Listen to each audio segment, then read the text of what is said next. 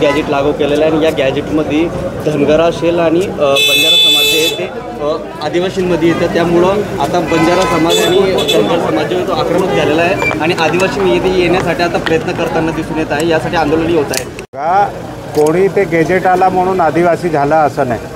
आदिवासी बनण्यासाठी आदिवासीच्या पोटात जन्म घ्यावा लागतो, तेव्हा तो खरा आदिवासी असतो। जरी त्याने तिथला गॅजेट लावून मागणी करत असेल, मी एक सरकारमध्ये आहे, आम्ही ते होऊ देणार नाही।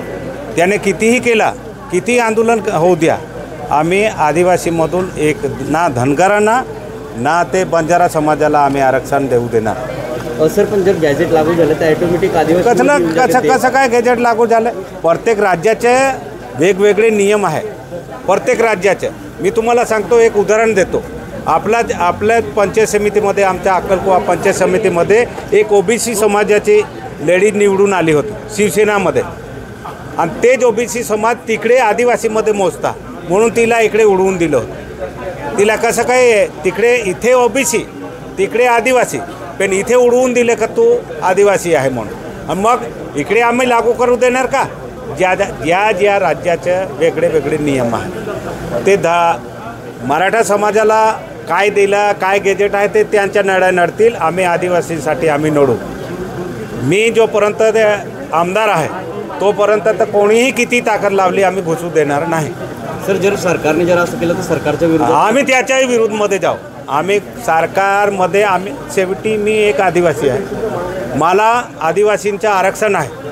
मी काय इकडे तिकडून आलेला आदिवासी नाही, मी भूमिपुत्र आहे, भूमिपुत्र।